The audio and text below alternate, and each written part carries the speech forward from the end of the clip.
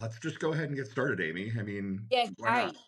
So, I'm Lawrence Winterman. Welcome to the Daily Whatever. I feel really lucky that today we get to talk to Amy Fallon, who is as you may have heard, right as we started, an almost Gen X, elder millennial, whatever the appropriate word is, journalist.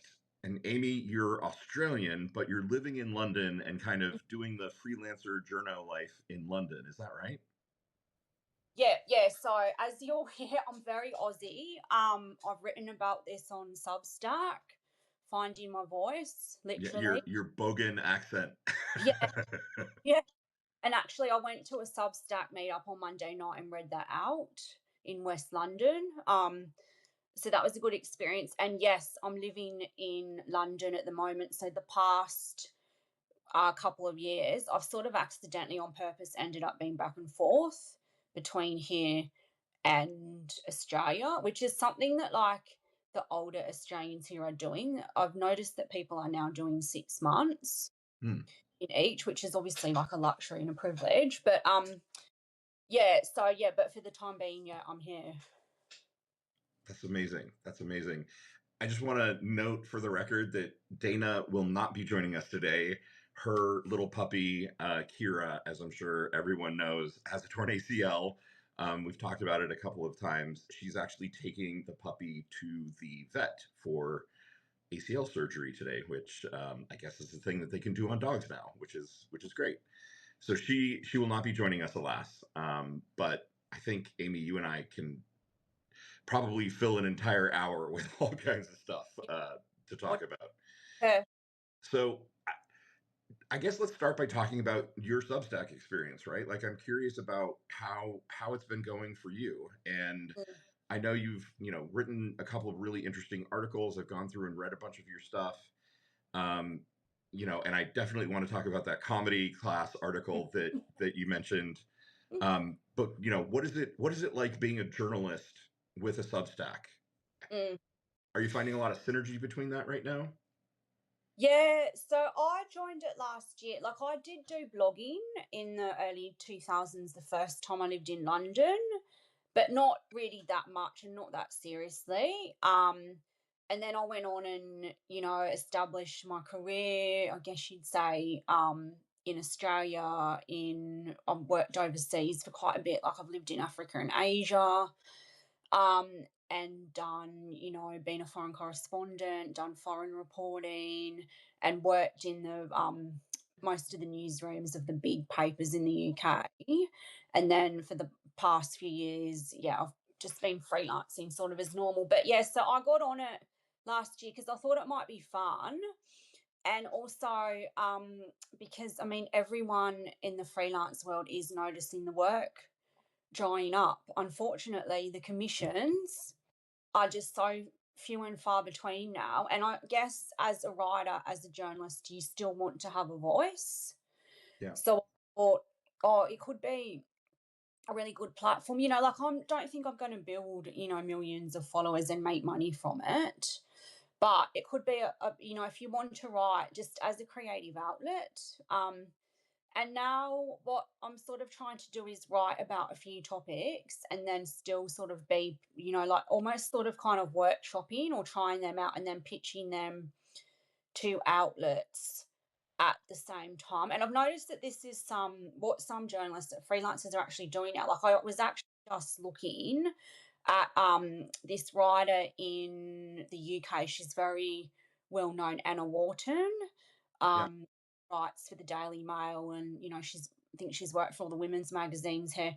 She is now just basically writing for her Substack audience on whatever she wants to write, and then she's starting to get them picked up. So like she wrote a piece on who's the Giselle Bicot in France, the trial earlier this year. Oh She yes. wrote, yeah, so Giselle Pellcoat. Yeah. she wrote a piece on that. It was really well done and very well read on Substack. And then I was in Australia. I actually saw it in Marie Claire. And I thought, oh wow, like here's this Substack piece.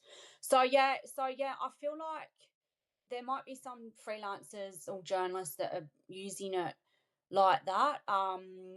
For me, yeah, it's just a creative outlet, and then if I can kind of try things out and then I get them published elsewhere, then great.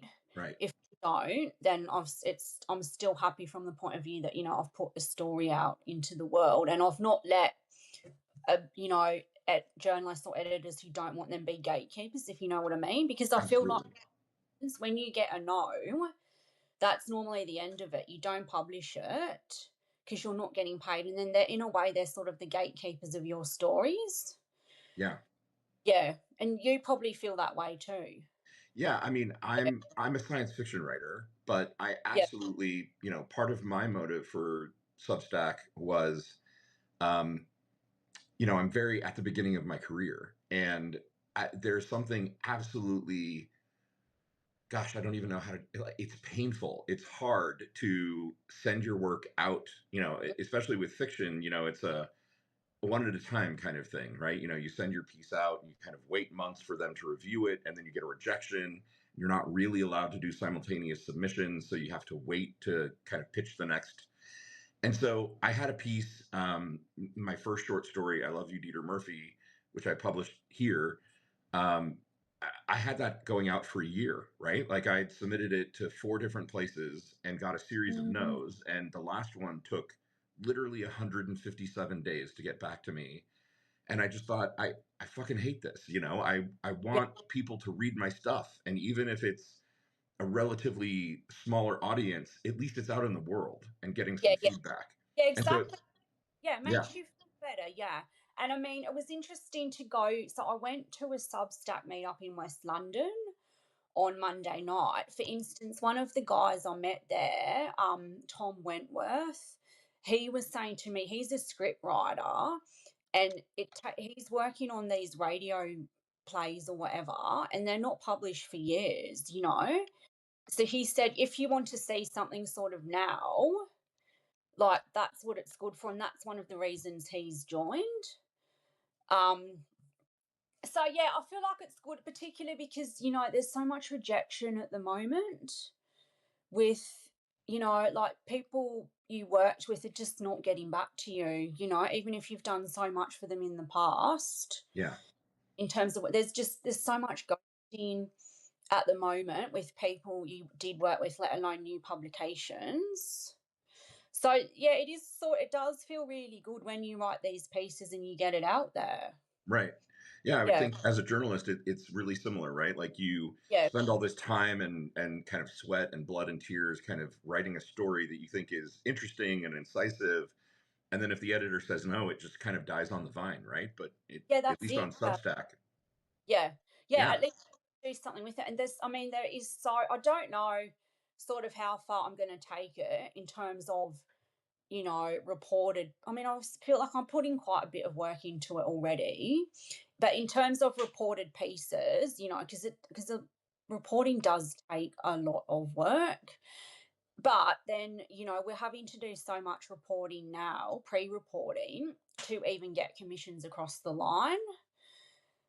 Um, I mean, yeah, I guess if you're really passionate about something, but it's just, time is money and money is time, and yeah, yeah, all of that. But I feel like, yeah, it's like I'm loving it so far, yeah. And just the fact that I can build a community and meet people like yourself and go to events in person. Like I've been to 2 events now, and I've had lunch with someone else when I was in Sydney earlier this year, and I'm going to another event, another Substack meetup on Saturday. And yeah, the community's really nice. Yeah. yeah. That's awesome. I'd imagine being in a big city like London, you have the opportunity to find plenty of other Substackers. I'm kind Yeah. of in Well, the that's middle of the, yeah. Indiana, which is not not a Substack dense place. I'm imagining, although I'm not sure I've actually tried to look. So yeah, Yeah. Yeah, no, I mean, I don't yeah, you might be surprised or yeah, I mean, yeah, I guess there's more people here, there's so many people here, so that makes it a bit easier. Like I know someone who's trying to do them in Melbourne at the moment. There's probably although there's still be a few people, but there's less. I mean, yeah, that is one of the advantages of being in London with any meetup is and community is the population density. yeah. Yeah. Yeah. I'm curious, have you noticed this thing that, I mean, I think this is happening on Substack where um, I feel like it's going in both directions, right? Like sort of medium big journalists are joining Substack. I'm thinking specifically of Katie Fang, right, who was recently Mm. laid off from MSNBC. She joined Uh, Substack, and she's kind yeah. of, doing her work as a journalist on Substack. But part of what I'm noticing, and I'm curious if you see this too, I feel like there are stories and trends that are being discovered on Substack or that are being surfaced on Substack, and then Mm, suddenly the next day or 2 days later, you see it kind of on the mainstream news. And maybe that's not very revolutionary, but I do feel like we're maybe at this moment where Substack has kind of got a critical enough mass mm, that journalists are sort of looking at Substack and saying, mm, "Oh, people are talking about this. Let's make a mm. news story about that." Do you Yeah. think that's right? Yeah, I think so. I mean, I feel like it is going quite mainstream. I mean, Piers Morgan joined, when was it? The other day. I mean, well, Glennon Doyle was on it. She's obviously not on it anymore. Who else is on it? I went to see Owen Jones and Mehdi Hassan speak in Right. West London last month. Like, they're big names on it. Yeah, so I do feel like it is becoming yeah, it's becoming quite big in Australia. There's, some big name journalists who are on it, that have, like, yeah, so many more followers than me.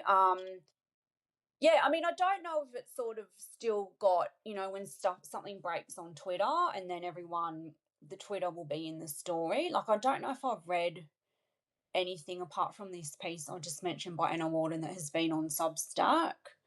Um, yet elsewhere. It'll be interesting to see if that starts happening though. Yeah. Yeah. Yeah. I mean, what I noticed the other day is there's a journalist named Julie Roginski who writes a Substack called Salty Politics. She Mm, focuses on US politics.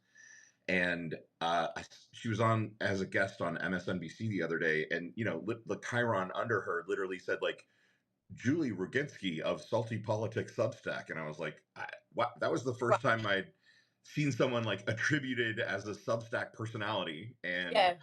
I just I was kind of wowed because as much as Twitter, I think, still remains the place, and I refuse to Yeah. call it the other name because Yeah. fuck Elon. Yeah. Yeah. As much as it kind of remains the place where news does break, I Yeah. feel like Substack is maybe kind of sort of becoming uh, becoming that. Yeah. Yeah, I think so. I mean, I went to the International Journalism Festival in Perugia in Italy in April. So it's like this big festival that's been happening, I think, since 2006, and it's like the largest media event in Europe, I think. And there were people that were on panels like Taylor Lorenz. Yeah, Um, so she was on panel. Who else? There were some other creators who are on Substack, and then some other content creators who are doing other platforms like Johnny Harris on YouTube.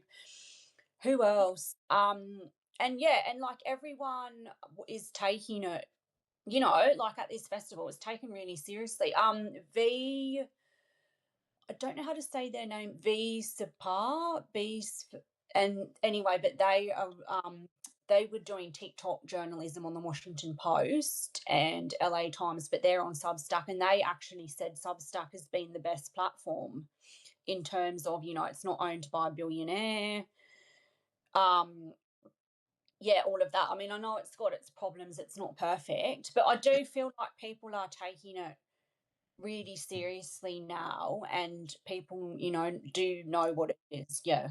yeah, yeah. Me Yeah. too. That awesome. So Yeah. we're getting some action over in the chat. I just want to hello to everyone who joined recently. And Peter asked where Dana is. Her little dog had to go Uh, in for ACL surgery. So, Peter, Dana is off for the day. She texted me this morning and she was like, "I think I want a bit of a lion before I take Kira to the vet." And I was like, "Cool. I'm sure that Amy and I can fill an hour with journalism and comedy talk." So, um, we're hoping that her little dog is doing well through surgery. Um, and Interesting comment. Is the radical left overtaking Substack? Uh, I'm Oh, not sure who that is, but mm, I mean, yes, and the radical right is already here, and the moderates are here, the center is here. I think everyone's here. I don't mm, think the radical left are excluded. It's the whole point mm, of reason. Substack is that you get to Yeah, espouse that whatever you want to espouse, right? yeah. Yeah, Yeah, I feel like there's a bit of everyone. I mean, yeah, I've done a few yeah, I've been on a few, involved in a few campaigns and reported on a few issues like the Julian Assange case and some reporting on Palestine in the diaspora in the UK last year. And I do know, well, there are platforms and people I follow, and I feel like I'd probably describe them as far left. But then, I mean, now, we've got Piers Morgan on it. yeah. Um, God. so, yeah, Sorry, I'm not a Pierce fan. yeah, yeah, look out. Yeah. What's that? I just said, look out. No, he might. Right, Yeah. right. So you recently, I want to go so many different directions here, but I know you recently, being in Aussie expat, you recently reported on the election, right, and the big Labor win. I I Um, didn't report it. I didn't actually. I don't. Yeah, I didn't actually do any reporting on it.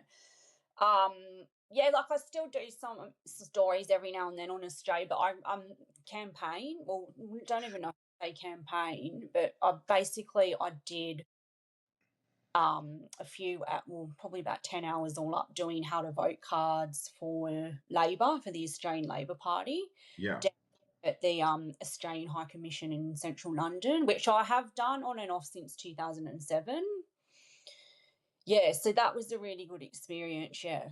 yeah, and Yeah. you posted some notes about it, and I just thought it was a really interesting insight into kind of, an expat participating in her homeland election from afar and volunteering for the party, and so that was maybe not journalism in the traditional sense of writing an article and submitting it somewhere, but for your audience, it was a really interesting insight into how how elections work from afar. When Yeah. democracy is mostly intact. Yeah. Yeah, no, I mean, I loved it. I got so much out of it. Yeah, like I said, I volunteered for Australian Labor, handing out how to vote cards before, and I've met a lot of friends do it that I've had in London since 2007. There's a big Australian community here. I mean, yeah, on a lot of issues, I'm probably I am Green, so we've got a Green Party that actually didn't do as well as we thought they would last time. This time, and I'm going to be honest. Like I voted Greens because I like my local candidate in. So I'm from Northern New South Wales. I liked her platform. She's actually a comedian, funnily enough. And she didn't get in, so she's going back to being a comedian. So if I'm looking for a new comedy course, I can always go and do hers. But her main promises were like no new gas agreements and log in and get dentistry into Medicare, which is our health system.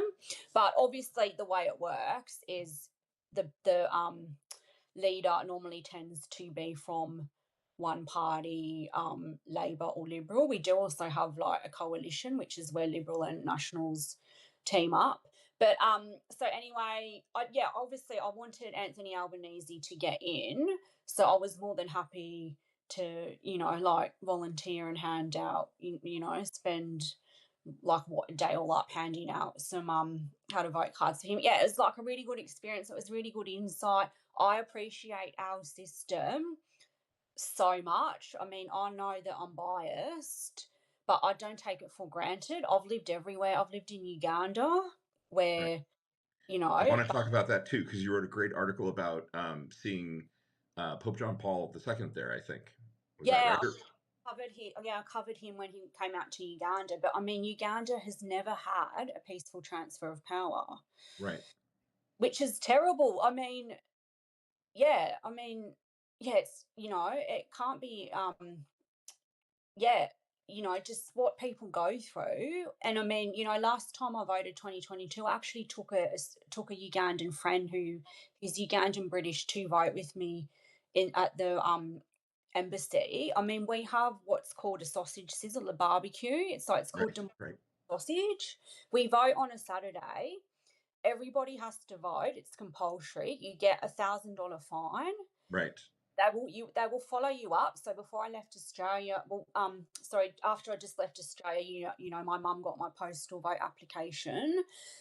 So it was too late to do, but luckily, I'm enrolled here. But yeah, you get followed up, and you will get, if you do not have a legitimate reason or you've not taken yourself off the roll, you will get a $1,000 fine. right. People don't actually agree with it. And, I've said to Brits, because I'd think their system, and I'm not an expert, I don't know enough about it, but first past the post, I think they're the only country in Western Europe that has it. It does not seem to be working. And we're really sort of starting to see that now, I think, with, the election last time, and now, with Nigel Farage coming up, Right. I think starting to see that it is not working. And so the fact that Australia has compulsory voting, we have preferential voting where you number the candidates, and we've got, what's the third thing? I can't kind of explain it, but we have something else in our electorates that makes us special. And I think we're one of the only countries in the world to have compulsory voting. Right.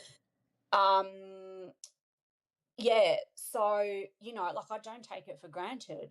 Particularly not like having lived in a country where there's never been a peaceful transfer of power. And even Right. when we won quite early on Saturday, like it was called quite early. Like I can't I actually, remember seeing your note where you were like, "Oh my gosh, this got yeah, called yeah, really yeah, early." quite early. Like I don't know what the time was in Australia, but I had basically half the day here left, which doesn't normally happen. And there was talk it's going to be a hung parliament, and it might take weeks to count the votes and everything. But the result was called quite early, increased majority. And I mean, I had people, because I had it on my WhatsApp, I had friends from Uganda looking at it and sending me messages, and even like I love Ugandans, they're the sweetest people in the world, changing their profile photo to Australian Labor and all of this because they were so excited. But it almost made me a bit sad because I thought, oh my God, this is the country where I've lived.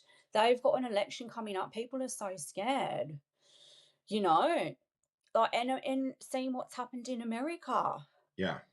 Yeah. as well. So, yeah, I don't take Creeping it. authoritarianism kind of across the board, right? The way that it's creeping into British politics and obviously here in the United States Yeah, is terrifying. yeah, Yeah, I just want to take a moment and kind of address some stuff from the chat. So, a couple of things. yeah. The easiest way to find this show every day when we're doing it is this was a revelation to me the other day. Just go to Gen XE to our Substack, and whenever someone in their Substack, whenever someone is doing a live, it's right at the top of their page, and you just click into the live as they're doing it. So if anyone is ever wondering how to get here during our live, that's the easiest way to do it. And the other thing that I wanted to say is, Amy, you and I talked about this kind of right before joining. Mm, You can watch a live on your computer, but the only way to be a broadcaster, to be a host, is on your phone. mm, So you obviously, Amy, you had to join on your phone today, but folks at home, you can watch on your computer, and it's easier to type and participate in the mm, chat that way. yeah, But I wanted to. I really have been dying to talk to you about this comedy class that you took, and it yeah. sounds like you had a blast and a great time. And I think tell us about it. I'm just dying to know more. Yeah, so, well, I guess Australians are quite self-deprecating to start with. Like we're known for that. And I guess we're known for sarcasm. And I've had people even in the UK, like I lived in Brighton, and I remember going to this co-working space, and the guy at the desk who was running it was always trying to out sarcasm me and go, have I just out sarcasmed an Aussie and all of this? And I guess, yeah, the self-deprecation thing, like, we are known for it. I was interesting because I was having a chat with, I'm Australian Canadian, my mum's Canadian, my dad's Aussie. Was having a chat with someone else who is in Toronto, who's Australian Canadian, who has just done an improv course, and she was one of the inspirations behind it. But she actually said to me, because she was like, "Oh, how's the course going?" And I said, "Yeah, great." Well, it was only the one weekend, but it was great. But she actually said, "Oh, but do you think Australians are too self-deprecating? Like, do we put our like, does it get boring?" And do we put ourselves down? Like, I don't know. Yeah, I don't know. Is it all performative? But I had the idea in my mind for a while, at least since the beginning of this year. Um, and because, things are just so up and down with work, hard to get commissions. I was doing an online writing group in creative writing and memoir online at the beginning of the year. And I can't remember what I wrote. Someone said to me, like, "Oh, you're funny," or something, or they said, "Oh, where are you in your career?" Like, I mean, I just feels like things are falling apart some days. But she said, "Oh, where are you in your career? Like, maybe you should just lean into this." And I had known some other women that have actually gone off. A lot of them, like in their 40s and 50s, um, that were doing it. So I just thought, oh yeah, it could be something fun. And it was more sort of like a pick me up and just also trying to do something new. Right. Um, while work is so up and down. But I also thought, like, I mean, I don't know if I'm that funny or not, but we can find, well, and this is what we learnt during the course. You can find comedy everywhere, like it's in everyday life. And I wanted to use a lot of the stuff from the job search, as you read, and just a lot of the crap we're all going through with LinkedIn, and just like the 52 take home assignments that we're having to do for jobs now, all the stupid stuff about LinkedIn, like 135 people have looked at your profile just for a snoop, but no one's connected, you Right. know, like the Right. Or time. there's a job and like 100 Yeah. other people have applied I and mean, it's been up for 45 minutes. yeah, yeah. I mean, and I don't know if any of that is funny or not. I mean, it certainly is relatable. But then, like I said in that piece, I remember going to see. I still remember now going to see a routine in act in Covent Garden in London about a decade ago, and it was about the coffee loyalty card in one of the, and it was just really funny. That stuck out. So I mean, I just thought, yeah, I'm going to go and do this, and also challenge myself to do a comedy act, to do a stand up routine in front of strangers, and Right. kind of into, the thrill of that, the scariness, all of that. And just, yeah, I mean, if nothing, I've wasted a weekend and, a few $100, whatever. But you had fun and it Yeah, kind of got fun. your mind off of, the drudgery of looking for work. Yeah, yeah, and just pitching stuff and, not getting anything back, learning some new skills. It was really interesting why all the other people were there. Um, so for instance, there was a guy there whose son had cancer, and he spent 4 years on a oncology pediatric ward.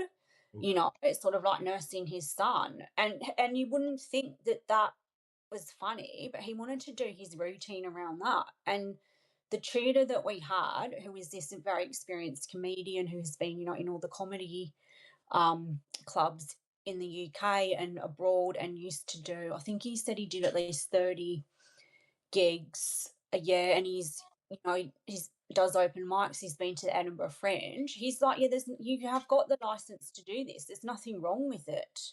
Right. And in the end, this guy who did the routine about his son having cancer, it was really funny. Like, he had stories about how, because he's tall and he's got a bald head, and so a lot of the nurses thought that he was the one who had who had cancer, so they'd come up and want a photo with him and say, "Oh, you're so brave," and so, like, there were jokes about that, and people did laugh. So that was interesting. There was a guy there who was a bartender, So, and again, like stories from his job, stories from everyday life. There were people there that wanted to just be more creative. There was a girl from Tasmania, a Tibetan woman. Hers was really funny. And even some of the jokes, I mean, if I said it, yeah, like I think no doubt it would be racist, but she got away Sure. with saying it in a way. Right. But I, Well, yeah, so I mean, it's kind of, the dad who has a son dealing with cancer. He could make a joke about cancer and make it funny, right? But it's one of those things that yeah, if anyone else had said it, it would have sounded insensitive or cruel, I'm sure. You know?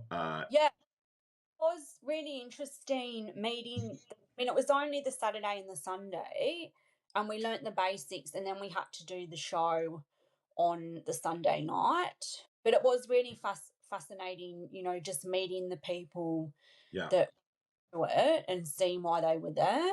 Yeah. I think taking a comedy class is really brave, right? Because there is a level of introspection that you have to be able Mm, to, I think, kind of uncover what's funny to you and maybe what's funny to other people. And mm. so, yeah, have you found any kind of like knock-on effects in job hunting and career stuff? Yeah, it'll be interesting. So it was only a few weeks ago. It was the weekend before the Australian election, before the week before I did the campaigning. I mean, I don't know how much I'm going to use it in my work. And also, the other thing I didn't realize is that a lot of it is the performance. And Right. I tend to be very stilted and monotone, as I probably am now. And you've got to You're sort very of like, dynamic. I don't know what you're talking about. you've got to like really ramp up the attitude.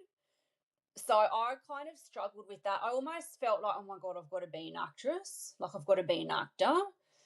Um, but you can work on all of that, like he told us. I haven't done anything yet. I mean, I've got the routine that I did, which is about 8 minutes, and I've thought of some other jokes. I haven't written anything though, but I guess the next thing would be to do is to go to an open mic night, Right. like to find. And I mean, this is the place to do it.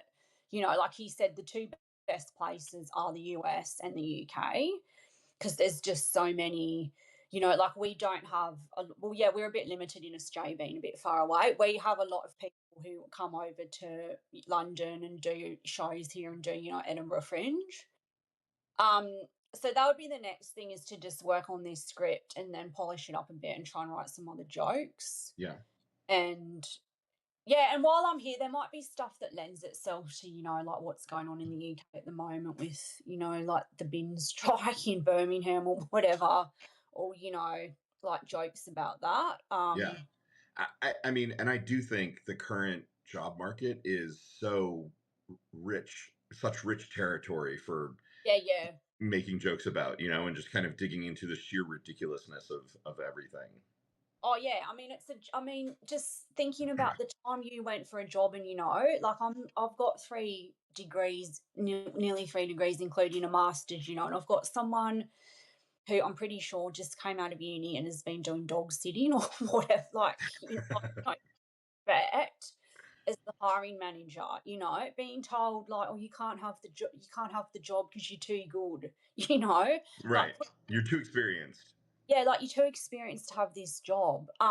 Putting up these endless posts on LinkedIn, and the whole trying to do it. It's sort of like dating, you feel like LinkedIn is for like the Tinder for the unemployed now, and trying to write it, I'm available, and then getting back like nothing really, just getting back people's CVs, which is what happened. I just got all these people emailing me all their CVs from around the world. Thinking, yeah, like what? So yeah, there are, and that's probably just the tip of it. Yeah, so we probably have like there's a lot of material just Yeah. from the job market and the job hunt and LinkedIn. Yeah. So Yeah, that's kind of a good segue into one of the other things that I wanted to talk to you about. Speaking of like work and the changing workplace and changing media and everything, Mm, So you recently attended, I think, a conference talking about like new media stuff and mm, TikTok and kind of the rise of TikTok in news. And I'm just so curious about that, you know. So I know that Gen Z in particular, like when you poll them about where they're getting most of their news from, it's mm. TikTok, right? Yeah, yeah. And there's so many weird sources of information on TikTok. Mm. What are your thoughts? What do you think about kind of how TikTok is changing news and specifically like your work as a journalist?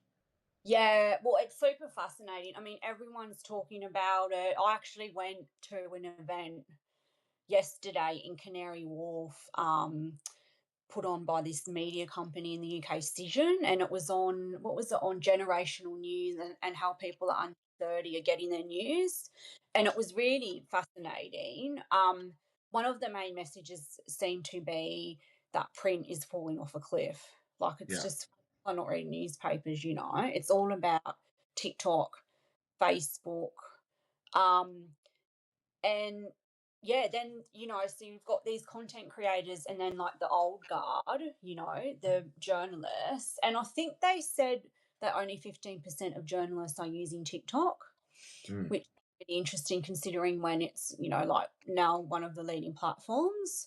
So that was really interesting. And yeah, I mentioned earlier, I was at the International Journalism Festival in Italy early this year. There were at least, I reckon, 5 sessions at least on content creators.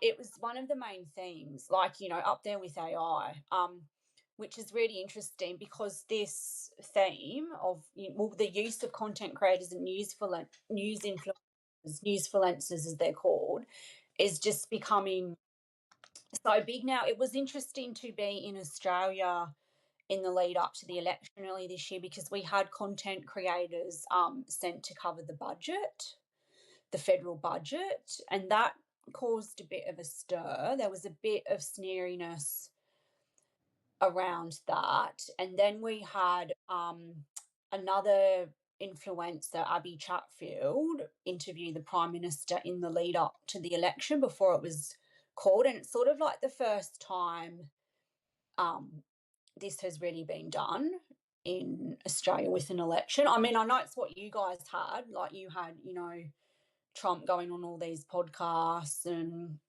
like Joe Rogan. And I read too that Australia actually the other day, I think it was in The Guardian, the government actually sent a team over here to the UK to look at all their podcasts and to look at, podcast news and all of that and what to do for our election. So I think it's really interesting. I can see that there might, like the people that are against it might have a bit of an argument or an argument to, to a certain point in that, yeah, like we don't want misinformation, disinformation. We should know if people have been paid or what expenses have been paid or whatever. right. But really, I'm all for it because, and I think it's really good. And I mean, yeah, I'm not a fan of Joe Rogan and, people on the far right, Right. or even on the left. But in terms of this model, I think I'm all for it because I've spent so much time in a country, like I mentioned before, the UK, where there's not compulsory voting. So people don't take an interest as much as they should in politics. They don't vote. Like I looked up, and I'm actually writing about this at the moment. Oh yeah, great topic. Yeah, well, I did a piece on my Substack about it, but I'm actually writing a piece for an outlet, women's outlet in Australia, about the content creators and particularly the women content creators and how they're just getting started and they're not going to go away. But I think it's super important, that young people or anyone takes an interest in politics. I mean, look at what's happened in the UK with, Brexit, Right. Farage coming up, like all of this. I can't remember yeah, I Googled the stats the other day to see how many people voted in the last election. And I just thought, oh my God. I mean, yeah, it's easy for us to say, I don't want to say Australia's perfect because you do get $1,000 fine in the post Right.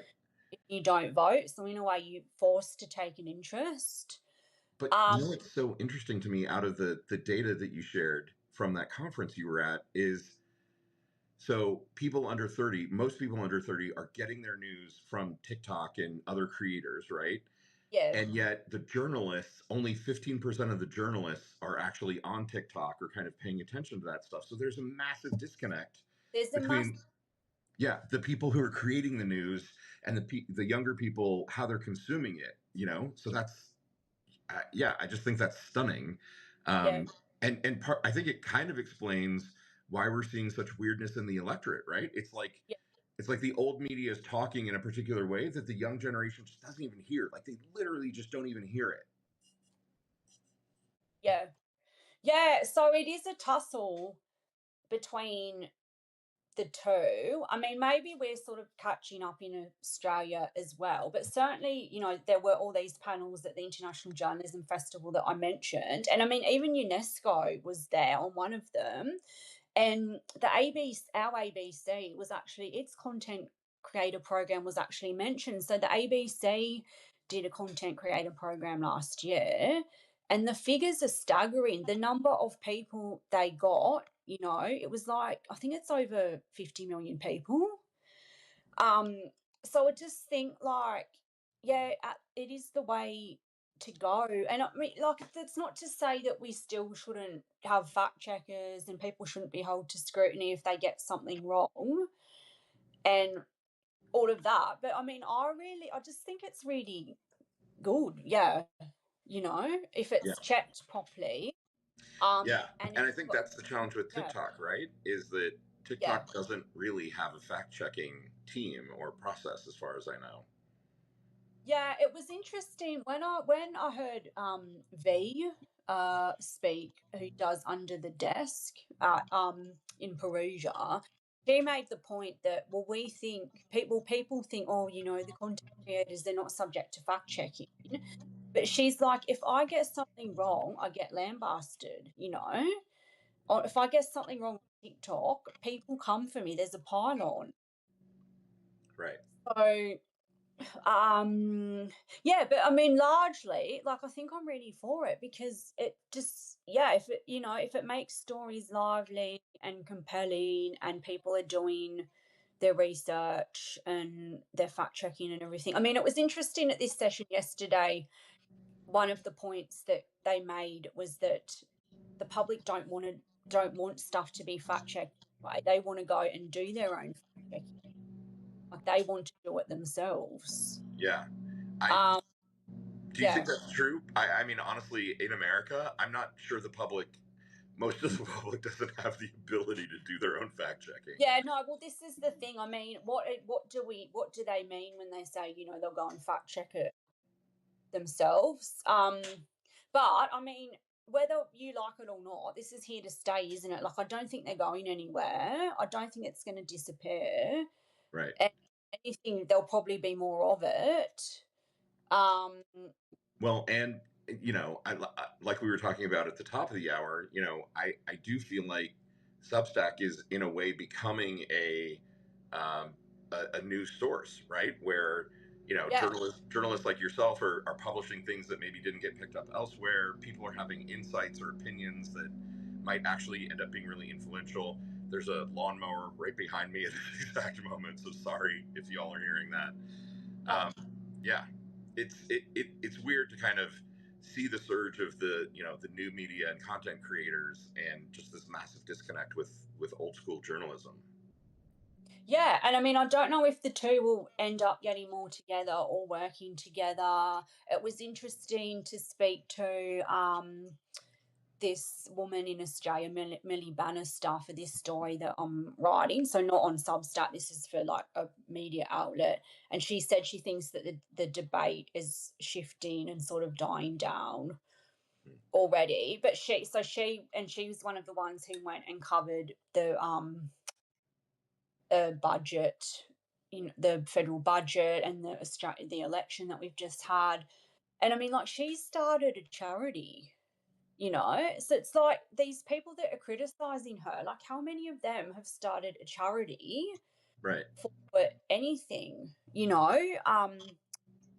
Yeah. So I mean, yeah, and I'm not saying that it shouldn't be, like people shouldn't be held fact checked again or held to scrutiny. And a lot of the criticism has been around, the idea that they're going soft, so that, for instance, Albo during our election just, got these podcasters because, oh, they might have gone soft on him.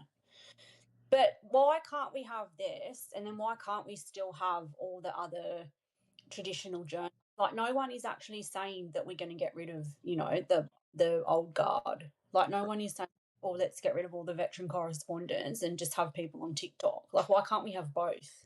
Yeah.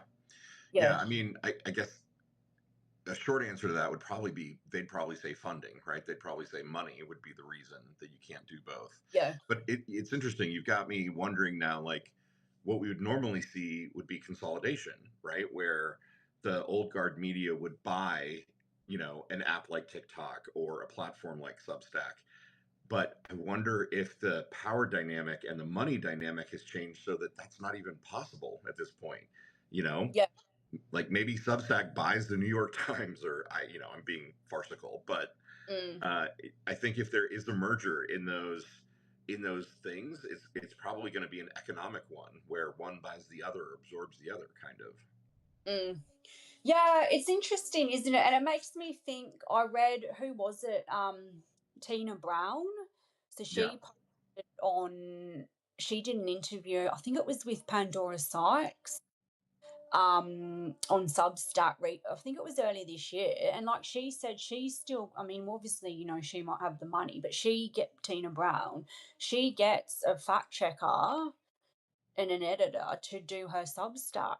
You know, yeah, go through it. And like I think hopefully, like, I'm pretty good with mine. Like, I, yeah, do actually get a bit obsessed with linking to things and looking stuff up. But as far as I can see on Substack, like, I feel like people are being pretty responsible and, you yeah. I know, think yeah, for like, me, that's what distinguishes Substack too, is that people here are really interested in, I was going to say the truth. I think that's true, but also more so just in good writing, right? And yeah, good writing that is remotely fact based or journalism based, includes things like double checking your sources and making sure yeah, that what you're saying is true. And if you say something, egregiously wrong, you correct it, or put an editor's note on it or something. So yeah, I that's part of, I think, what is really impressing me with Substack so far. 2 months mm, in. mm.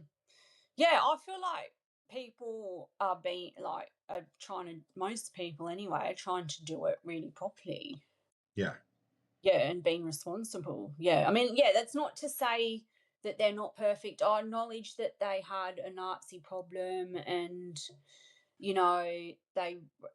that was reported, they rectified that, and there's been other problems. But I do think, yeah, most people are trying to do it really well.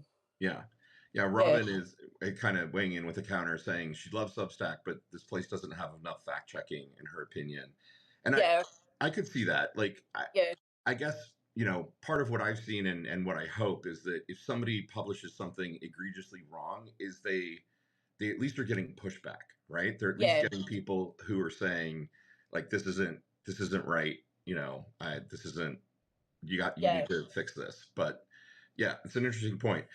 So before we go, because we're rapidly approaching the top of the hour, I want to ask about the article that you wrote about.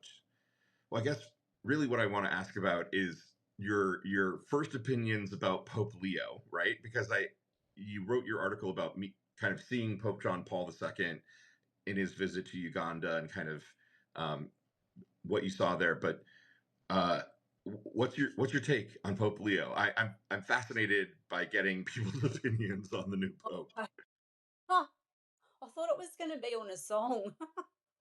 We're getting there, I Okay. promise. Yeah, to be honest, I need to, this is embarrassing. I have to actually read up a bit more um on Pope Leo, but I mean, I'm optimistic, you know, and hopeful. And the fact that he is, well, the American influence, maybe that will be, you know, a good force in the world. I can tell you, I mean, I'm not an expert on any pope really. I can tell you, when I covered the visit of with Francis in 2015 in Uganda, like it was just really exciting. It was really fun. It was so bloody exhausting. Like the energy you need to be a pope. I reckon you've got to be so fit. But it was interesting because Uganda has got an anti-gay problem, and it is a big issue, unfortunately, and it is unfortunately one of the things that the country has become known for. And if you Google Uganda, it probably will come up. Right. Um, so this was at a time where one anti-gay law had been scrapped by one of the courts, and before they passed another one. So they passed another one in 2023, and I was in the country for the 6 months in the lead up to it, the very day before it went through Parliament. Mm. Um, and interestingly, a lot of activists in the gay community, I know them well, in the LGBTQ plus community in Uganda, are actually Catholic. Mm.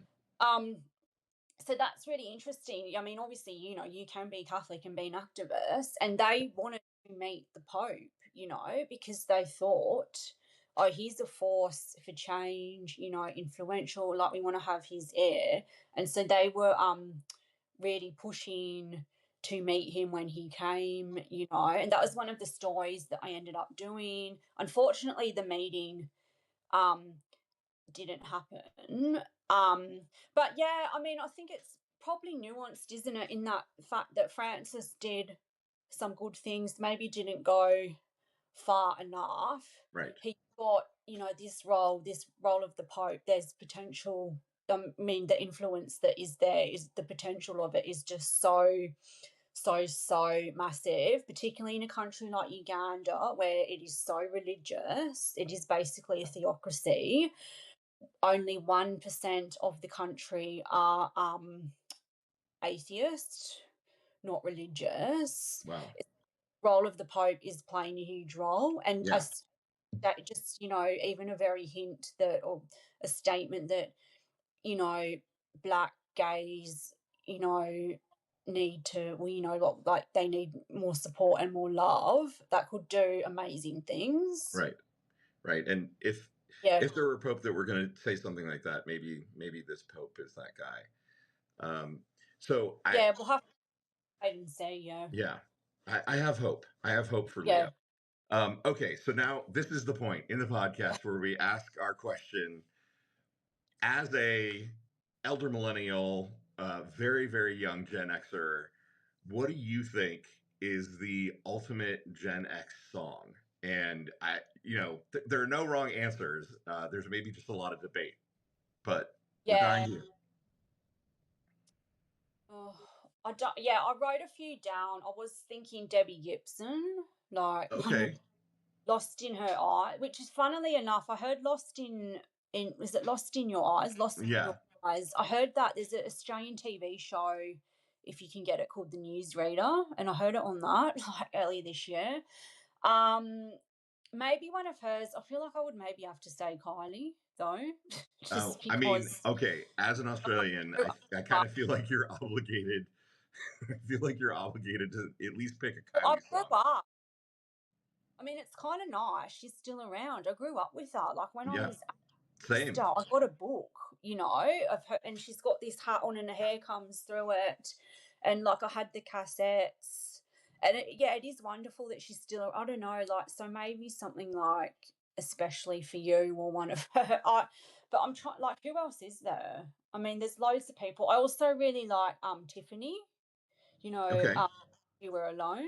This is a total blast from the No, past. I Like, think we're alone now. Not I wish yeah, you. I think we're alone now. Also, really that love song that. is iconic for Yeah. sure. And where did I recently saw it used in a movie, but in a super perverse way. I think it was a horror movie, and they were Ah, playing "I Think We're Alone Now" as like whatever creepiness was happening, and I was like, that's actually super brilliant.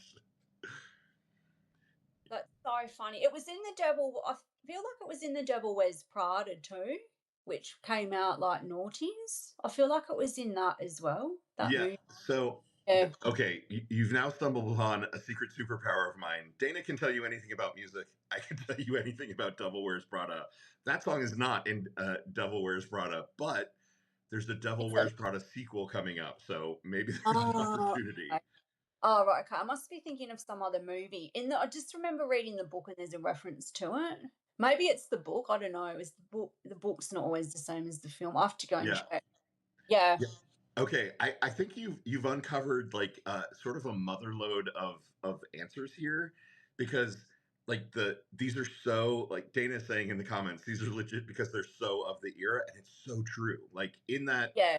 in that moment, like when we were kids growing up listening to the radio, these were the songs that were playing, right? Like we love to talk about the Smiths and the Cure and all that other stuff, but like our local radio stations at that point in time, they weren't playing the Cure, or if they were, it was like a one-off Yeah. on a late night. They were playing Tiffany and Debbie Gibson, and in the U.S., I not really know. Kylie Minogue. She's recent to the U.S.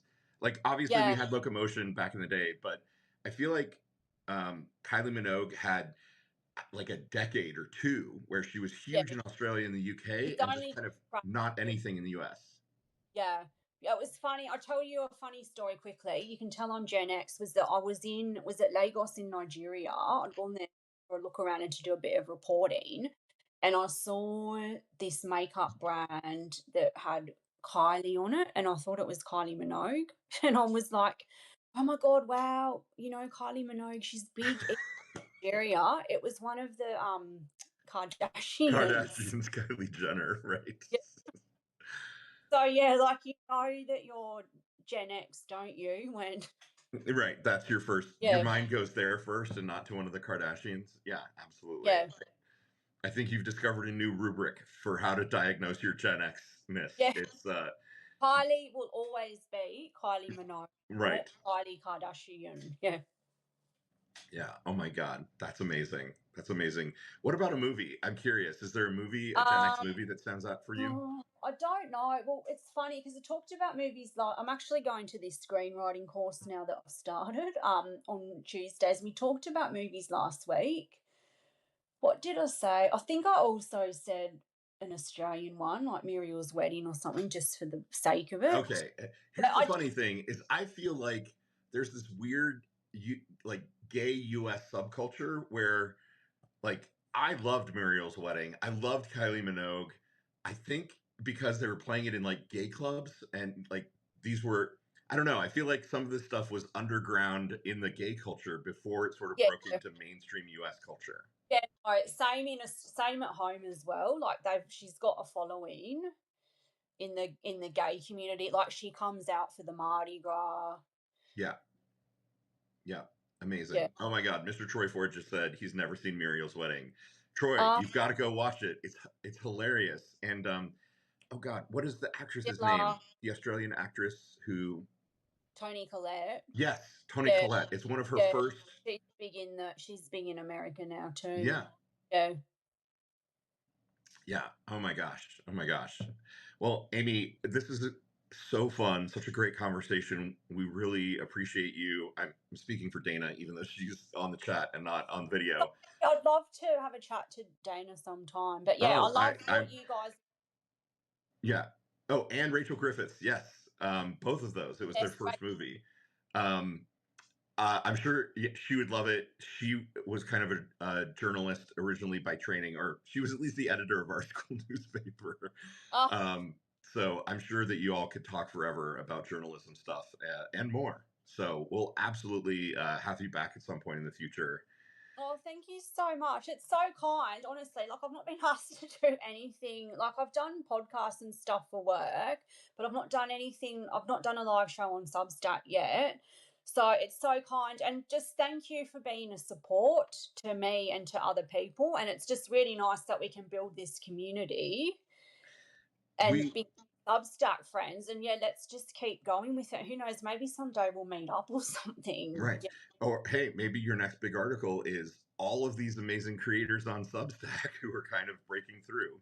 I think I am going to write I'm gonna write something definitely this week, I think, because I did the meetup in West London on Monday and now this, and I'm going to another meetup. And there's other meetups around the UK, and I probably will meet, like there's a friend down in Hastings, um, Nika Talbot, who's, her newsletter's awesome. So I'm hoping to go and see her. So yeah, like I'm hoping I will meet up with other people, but it'd be great to Nice. meet up with other people across the pond. Yeah. Absolutely. Absolutely.